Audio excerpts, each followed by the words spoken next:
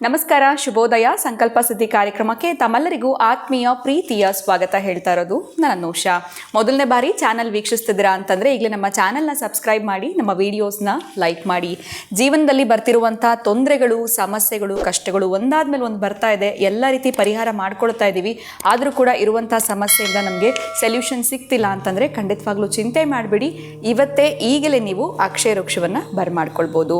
ಇನ್ನು ಪ್ರತಿಯೊಂದು ವಿಡಿಯೋಸಲ್ಲಿ ಕೂಡ ಸಾಕಷ್ಟು ಉಪಯುಕ್ತವಾಗಿರುವಂತಹ ವಿಚಾರಗಳ ಬಗ್ಗೆ ನಮಗೆ ಮಾಹಿತಿ ಹಾಗೂ ಮಾರ್ಗದರ್ಶನ ನೀಡುವಂತಹ ಸ್ಪಿರಿಚುವಲ್ ಗುರು ಡಾಕ್ಟರ್ ವಿಷ್ಣುದತ್ತ ಗುರುಜಿಯವರಿದ್ದಾರೆ. ಬನ್ನಿ ಗುರುಗಳನ್ನ ಇವತ್ತಿನ ಕಾರ್ಯಕ್ರಮಕ್ಕೆ ಬರ್ಮಾಡ್ಕೊಳ್ಳೋಣ. ನಮಸ್ತೆ ಗುರುಗಳೇ, ಕಾರ್ಯಕ್ರಮಕ್ಕೆ ಭಕ್ತಿಯ ಸ್ವಾಗತ. ಜನವರಿ 26 ವಿಶೇಷವಾಗಿರುವಂತಹ ದಿನ. ಇದು ಭಾನುವಾರ ಬೇರೆ ಆಗ್ಬಿಟ್ಟಿದೆ.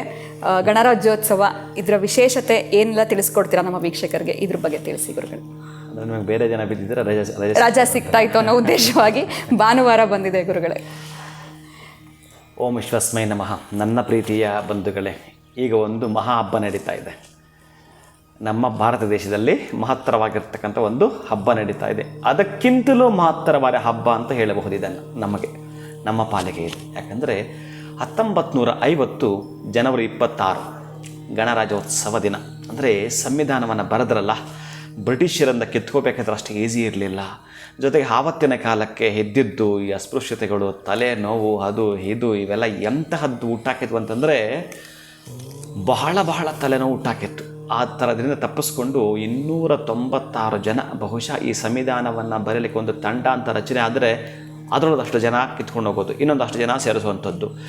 ಈ ಪ್ರೇಮ್ ನಾರಾಯಣ್ ಬಿಹಾರಿ ಅಂತ ಬರೆದ್ರು. ಅವರು ಪೆನ್ನೆಲ್ಲ ಬಳಸಿದ್ದಾರೆ. ಎಷ್ಟು ಪೆನ್ನುಗಳು ಬಳಸಿದ್ದಾರೆ ಅಷ್ಟು ಪೆನ್ನುಗಳು ನಿಮಗೆ ನಾನು ತೋರಿಸ್ತಾ ಬರ್ತೀನಿ. ಆಮೇಲೆ ನೀವು ನೋಡ್ತಾ ಇರಿ ಹೇಗೆಲ್ಲ ಕೂಡ ಇರುತ್ತೆ ಅಂತ.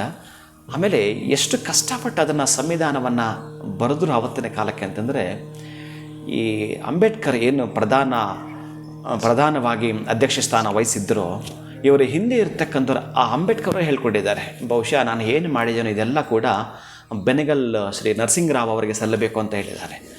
ಅವರು ಮಹತ್ತರವಾಗಿರೋ ಹುದ್ದೆಗಳನ್ನು ಸ್ವೀಕರಿಸಿರ್ತಕ್ಕಂಥದ್ದು ಯಾರು? ಬೆನಗಲ್ ನರಸಿಂಗರಾವ್ ಅವರು. ಆದರೆ ಈ ಅಂಬೇಡ್ಕರ್ ಅವರು ಅದೇ ನಾಲೆಡ್ಜಿನ ನಿಧಿ, ಜ್ಞಾನದ ನಿಧಿ ಅಂತ ಹೇಳಬಹುದೇನವರನ್ನು. ಎಷ್ಟು ದೇಶಗಳಿದೆ ಅಷ್ಟು ದೇಶಗಳಿಗೂ ಕೂಡ ಹೋಗಿ ಅಲ್ಲಿನ ಸಂವಿಧಾನ ಹೇಗಿದೆ, ಇಲ್ಲಿನ ಸಂವಿಧಾನ ಹೇಗಿದೆ, ಅಷ್ಟೂ ದೇಶಗಳ ಸಂವಿಧಾನವನ್ನು ಒಂದು ಕ್ರೋಢೀಕರಿಸಿ ಆಯ್ಕೆ ಮಾಡಿಕೊಂಡು ಎಷ್ಟು ತಲೆನೋವು ಮಾಡಿಕೊಂಡು ಪಾಪ ಅವರೆಲ್ಲ ನಮಗೆ ಇವತ್ತು ಮೃಷ್ಟಾನ್ನ ಭೋಜನ ಉಣಬಡಿಸ್ತಾ ಇದ್ದಾರೆ ಅಂತಂದರೆ, ಒಂದು ರೀತಿಯ ಈ ಒಂದು ದೇವತೆಗಳು ರಾಕ್ಷಸರು ಮೇರು ಪರ್ವತವನ್ನು ಕಡಿದಾಗ ಮೊದಲು ವಿಷ ಬಂತಲ್ಲ, ಆ ವಿಷವನ್ನು ವಿಷಕಂಠ ಶಿವ ಕುಡಿದಿದ್ದಕ್ಕೆ ವಿಷಕಂಠನಾದಂಥ ಆವತ್ತಿನ ಕಾಲಕ್ಕೆ ಅಂಬೇಡ್ಕರ್ ಅವರು ವಿಷ ಕುಡಿದು ನಮಗೆ ಅಮೃತ ಕೊಟ್ಟಿದ್ದಾರೆ. ಅಂಥ ಮಹಾನುಭಾವರನ್ನು ನಾವು ನೆನಪು ಮಾಡ್ಕೊಳ್ತಕ್ಕಂಥ ದಿನ ಇತ್ತು ಅಂತಂದರೆ ಇದು ಮಹಾಕುಂಭಮೇಳಕ್ಕಿಂತಲೂ ಅದ್ಭುತವಾಗಿರ್ತಕ್ಕ ದೊಡ್ಡ ಹಬ್ಬ ಅಂತ ನಾವು ಆಚರಣೆ ಮಾಡಬೇಕು.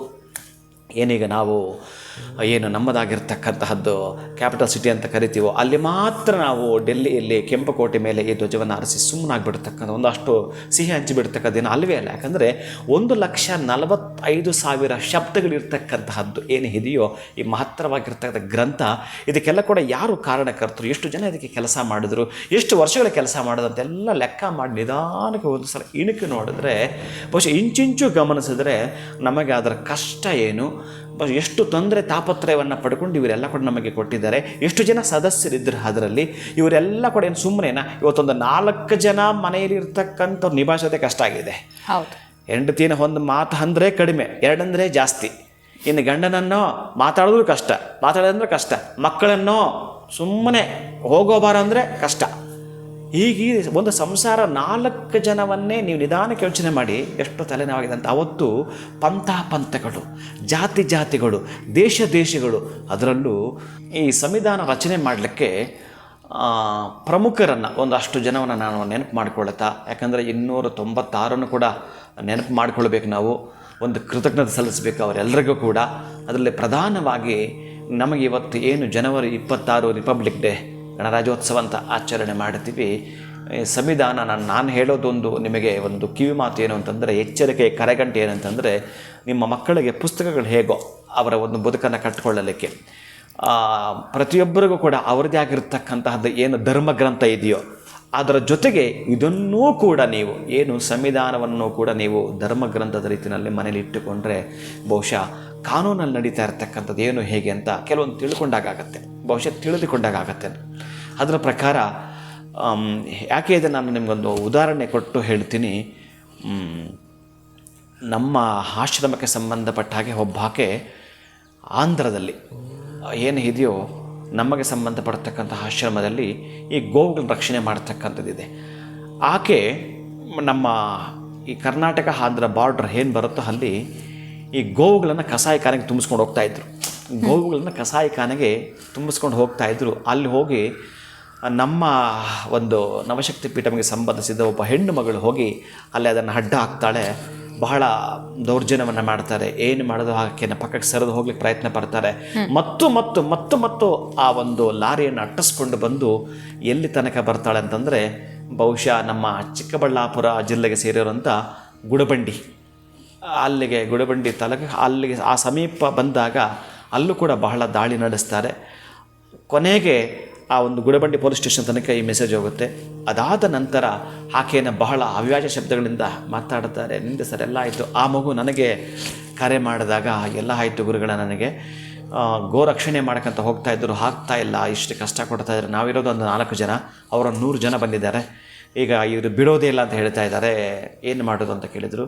ಸರಿ ನಾನೇ ಮಾತಾಡ್ತೀನಿ ಅವ್ರ ಹತ್ರ ಅಂತೇಳಿ ಅವರ ಹತ್ರ ಮಾತಾಡಿದಾಗ, ಇಲ್ಲ ಗುರುಗಳೇ ಇದು ನಮಗೆ ಸಂಬಂಧಪಟ್ಟಿದ್ದು, ಅವರು ಬಂದು ಆಂಧ್ರದವರು ಹೇಗೆ ಇಲ್ಲಿ ಬಂದು ಅಡ್ಡ ಹಾಕ್ತಾರೆ ಅಂತ ಹೇಳಿದಾಗ ನಾನು ಅವ್ರಿಗೊಂದು ಕಿವಿ ಮಾತು ಹೇಳಿದ್ದೆ. ಯಾಕಂದರೆ ಸಂವಿಧಾನವನ್ನು ಓದ್ಕೊಂಡಿದ್ದರೆ ದಯವಿಟ್ಟು ಅವ್ರ ಹೆಸರು ಇನ್ಸ್ಪೆಕ್ಟರ್ ಸರ್ ಏನೋ ಇದು ಮರ್ತಿದ್ದೆ, ನಾನು ಬಂದರೆ ಮಾತಾಡ್ತಾ ಹೇಳ್ತೀನಿ, ನೀವು ಚೆನ್ನಾಗಿ ಜ್ಞಾಪಕ ಮಾಡ್ಕೊಳ್ಳಿ. ಈ ತಿದ್ದುಪಡಿಗಳಲ್ಲಿ ಬಹಳ ಪ್ರಮುಖವಾಗಿದ್ದಾವೆ. ಕೆಲವು ಮಾಡಲಿಕ್ಕಾಗುತ್ತೆ, ಕೆಲವು ಮಾಡಲಿಕ್ಕೆ ಬರಲ್ಲ, ಅಂತಹದ್ದು ಇದ್ದಾವೆ. ಇದು ಮೈನರ್ ಹೇಗೆ ನೀವು ತಗೊಳ್ತೀರ ಅಂತಂದರೆ, ಗೋವುಗಳನ್ನು ರಕ್ಷಣೆ ಮಾಡ್ತಕ್ಕಂಥದ್ದು ಈ ರಾಜ್ಯದವರು ಆ ರಾಜ್ಯದವರು ಅಂತಿಲ್ಲ. ಅವರು ಬಂದು ಇಲ್ಲಿ ರಕ್ಷಣೆ ಮಾಡಬಹುದು, ಇಲ್ಲಿ ಬಂದು ಅಲ್ಲಿ ರಕ್ಷಣೆ ಮಾಡ್ತಕ್ಕಂಥ ಒಂದು ಆರ್ಟಿಕಲ್ ಇದೆ 165 ಅಥವಾ 167 ಏನೋ ಹೇಳುತ್ತೆ. ಅದನ್ನೊಂದು ಸಲ ನೀವು ಚೆಕ್ ಮಾಡ್ಕೊಳ್ಳಿ. ಆ ಮಗುವಿಗೆ ನೀವು ಈ ರೀತಿ ಮಾಡೋ ತಪ್ಪಿದೆ ಅಂತ ಹೇಳಿದಾಗ ನಾನು ಯಾವಾಗ ಈ ಒಂದು ಸಂವಿಧಾನದ 1-2 ಪದ ಅವ್ರಿಗೆ ಹೇಳಿದ್ನೋ ಆವಾಗ ಸ್ವಲ್ಪ ಅವರು ಆಯ್ತು ಗುರುಗಳೇ ಯೋಚನೆ ಮಾಡ್ತೀನಿ, ಹಾಗೆ ಏನಾದರೂ ಮಾಡಿಬಿಟ್ಟು ಕಳಿಸ್ತೀನಿ ಎಲ್ಲ ಹೇಳಿದರು. ಬಟ್ ಅವ್ರಿಗೆ ಗೊತ್ತಿಲ್ಲ ಯಾವುದು ಅವ್ರಿಗೆ ಒಂದು ಮೇಜರ್ ಕಾಲ್ ಬಂತೋ, ಇದನ್ನು ಬಿಡಬೇಕು ಅಂತಿತ್ತು, ಏನೋ ಗೊತ್ತಿಲ್ಲ. ಒಟ್ಟಾರೆಯಾಗಿ ಆ ಮಗು ಅವತ್ತು ಹೇಗೆ ಶತಸಿದ್ಧ ನಿಂತು ಬಿಟ್ಲು ಇವ್ರು ರಕ್ಷಣೆ ಮಾಡಬೇಕು ಅಂತೇಳಿ. ಆ ರಕ್ಷಣೆ ಮಾಡಿದ್ದು ಯಾವುದು ಅಂತಂದರೆ ಕಾನೂನಲ್ಲಿರ್ತಕ್ಕಂಥದ್ದು ಒಂದೇ ಒಂದು ಆರ್ಟಿಕಲ್. ಯಾವ ರಾಜ್ಯದವರು ಎಲ್ಲಿ ಬಂದರು ಅಂದರೆ ಯಾವ ಸ್ಟೇಟ್ನವರು ಎಲ್ಲಿ ಬೇಕಾದರೂ ಹೋಗಿ ರಕ್ಷಣೆ ಮಾಡಬಹುದು, ಮಾತಾಡೋಕ್ಕೆ ಹಕ್ಕಿದೆ ಅಂತಕ್ಕಂಥ ಕಾನೂನು ಕೊಟ್ಟಿದ್ದು ನಮಗೆ ಬಾಬಾ ಸಾಹೇಬ್ ಡಾಕ್ಟರ್ ಅಂಬೇಡ್ಕರ್ ಏನು ಕೊಟ್ಟರೋ ಇದು ನಮಗೊಂದು ಹಬ್ಬ. ಯಾಕಂದರೆ ಗೊತ್ತಿಲ್ವಲ್ಲ ಯಾರು ಹೇಗೆ ಪೈಸಾಚು ಕೃತ್ಯಗಳನ್ನು ಮಾಡಬೇಕಾದ್ರೆ ಮಾಡಿಬಿಡಬಹುದು. ಆದರೆ ಕಾನೂನು ಅಂತ ಇದೆಯಲ್ಲ, ಈ ಬಡವ ಬಲ್ಲಿದ ಅಂತ ಉಳ್ಕೊಳ್ಬೇಕಾದ್ರೆ ಕಾನೂನು ಇದ್ದದ್ದಕ್ಕೆ ಭಯ ಪಡ್ತಾರೆ ಶ್ರೀಮಂತರು. ಇಲ್ಲ ಅಂದರೆ ಏನು ಮಾಡ್ತಿದ್ರು, ಇವತ್ತು ಬಡವರನ್ನ ಹರಿದು ತಿಂದುಬಿಡ್ತಿದ್ರು ಕಾನೂನುಗಳಿಲ್ಲ ಅಂತಿದ್ದರೆ. ಅದಕ್ಕಾಗಿ ಬಲವಂತರು ಬಲಹೀನರನ್ನ ಇವತ್ತು ಸ್ವಲ್ಪ ತುಳಿಬೇಕಾದ್ರೆ ಯೋಚನೆ ಮಾಡೋದೇ ಕಾನೂನಿಲ್ಲ ಅಂದರೆ ಅವ್ರಿಗೆ ಯಾವ ಲೆಕ್ಕ ಇಲ್ಲ. ಬಡವರಾಗಿರಬಹುದು, ಕೂಲಿ ಕಾರ್ಮಿಕರಾಗಿರಬಹುದು, ತುಂಬ ಒಂದೇ ಮಾತಲ್ಲಿ ಹೇಳೋದಾದರೆ ಇಲ್ಲಿ ಉಳಿಗಾಲವೇ ಇಲ್ಲ. ಅದಕ್ಕಾಗಿ ಕಾನೂನು ಅಂತ ನಮಗೆ ಕೊಟ್ಟಿದ್ದಾರೆ ಅಂತಂದರೆ ಇವತ್ತು ನೀವು ದಯವಿಟ್ಟು ಮನೆಯಲ್ಲಿ ಒಂದು ಹಬ್ಬದ ವಾತಾವರಣವನ್ನು ಸೃಷ್ಟಿ ಆಗಬೇಕು.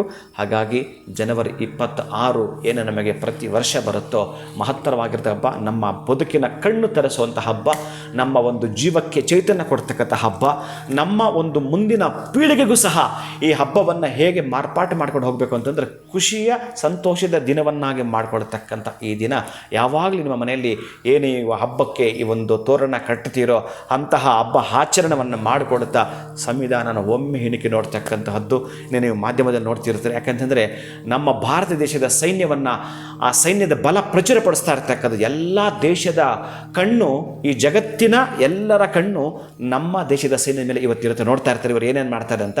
ಅಂತಹ ಈ ಒಂದು ಕೆಂಪು ಕೋಟೆ ಮೇಲೆ ಬಾವುಟವನ್ನು ಹಾರಿಸೋ ಮುಖಾಂತರ ಮತ್ತು ನಮ್ಮ ಸೈನಿಕರು ಅಲ್ಲಿ ಅವರ ಕ್ರೀಡೆಯನ್ನು ಪ್ರದರ್ಶನ ಮಾಡೋ ಮುಖಾಂತರ, ಆಮೇಲೆ ನಮ್ಮ ಕರ್ನಾಟಕದ್ದು ಕೆಲವೊಂದು ಈ ಹಂಪಿಗೆ ಸಂಬಂಧಪಟ್ಟ ಕೆಲವು ದೇವಾಲಯಗಳನ್ನು ಮೆರವಣಿಗೆ ಮಾಡೋ ಮುಖಾಂತರ ಇವೆಲ್ಲವೂ ಕೂಡ ಈ ಭಿತ್ತಿಪತ್ರಗಳನ್ನು ಕೊಡ್ತಕ್ಕಂಥದ್ದು, ಈ ಸ್ಟಾಂಪ್ ಯಾವ್ಯಾವುದು ಅಂತ ಎಲ್ಲವನ್ನು ಕೂಡ ಇವತ್ತು ನಿಮಗೆ ತೋರಿಸ್ತಾ ಬರ್ತಾರೆ.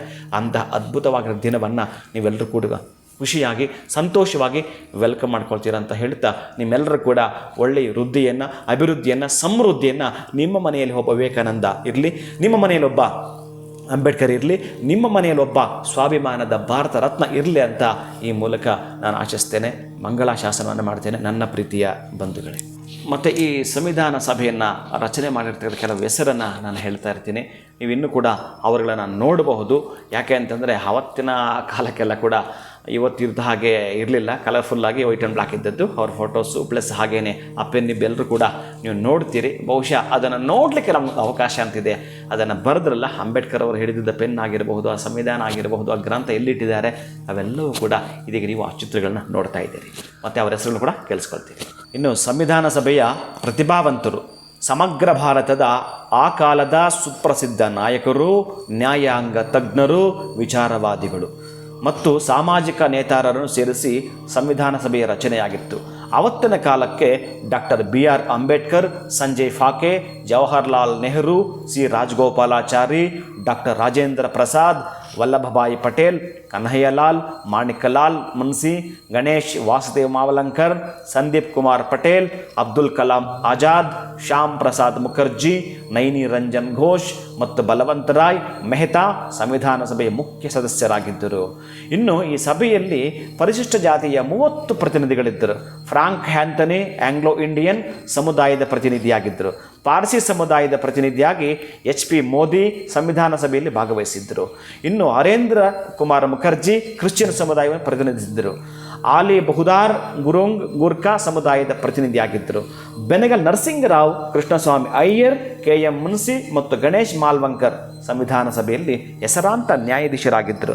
ಸರೋಜಿನಿ ನಾಯ್ಡು, ಹಂಸಾ ಮೆಹ್ತಾ, ದುರ್ಗಾಬಾಯಿ ದೇಶಮುಖ್, ಅಮೃತ್ ಕೌರ್ ಮತ್ತು ವಿಜಯಲಕ್ಷ್ಮಿ ಪಂಡಿತ್ ಸಂವಿಧಾನ ಸಭೆಯ ಮಹಿಳಾ ಸದಸ್ಯರಾಗಿದ್ದರು.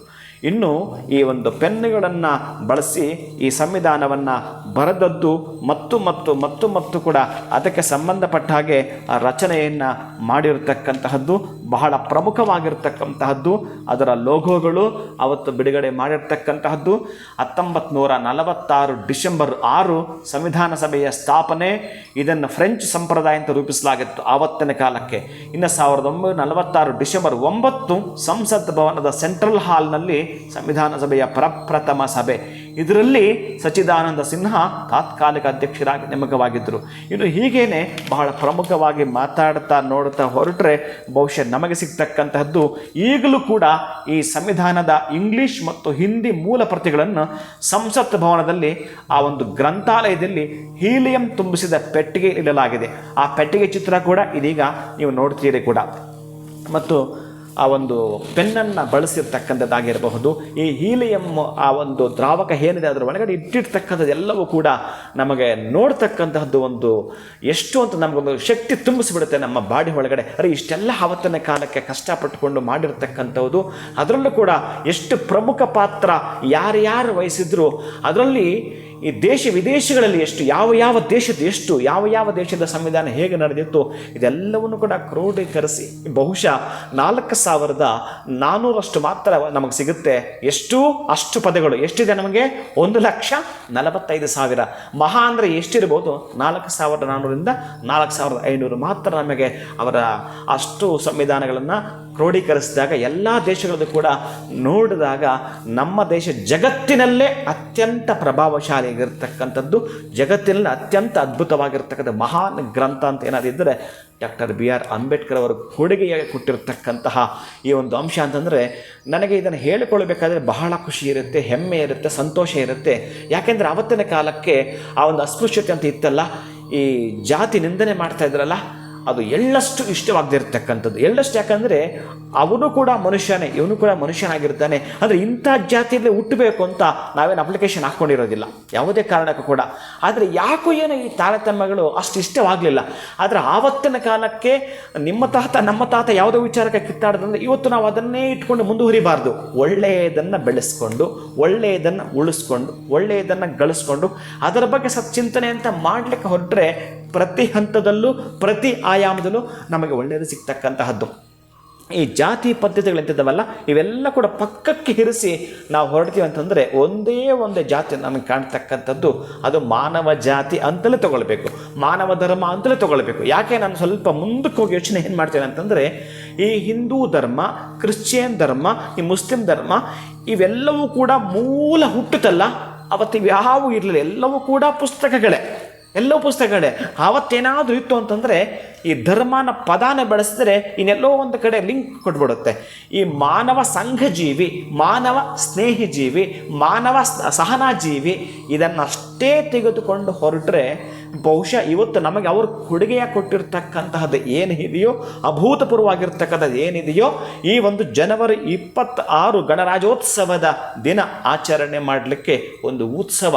ನೀವು ಹೆಜ್ಜೆಗೆ ಗೆಜ್ಜೆಯನ್ನು ಕಟ್ಟಿಕೊಂಡು ಮುಜುಗರ ಮೂರ್ತಿಯ ನೋಡುವ ಆಶಾ ಭಾವನೆಯಿಂದ ನಿಮ್ಮ ಊರ ಹಳ್ಳಿಯ ಕೇರಿಗಳಲ್ಲಿ ಈ ಒಂದು ಉತ್ಸವ ಅಂತ ಮಾಡಿದ್ದೀರಲ್ಲ, ಉತ್ಸವ ಅಂತ ಅದ್ಭುತವಾಗಿ ನಿಮ್ಮ ಮನೆ ದೇವರನ್ನು, ನಿಮ್ಮ ಇಷ್ಟ ದೇವರನ್ನು ಮೆರವಣಿಗೆ ಮಾಡ್ತೀರಲ್ಲ, ಅದಕ್ಕಿಂತಲೂ ಅದ್ಭುತವಾದ ಒಂದು ಮೆರವಣಿಗೆ ಮಾಡತಕ್ಕಂಥ ಉತ್ಸವ ಅಂತಂದರೆ ಈ ಗಣರಾಜ್ಯೋತ್ಸವದ ಉತ್ಸವ ಆಗಿರಬೇಕು.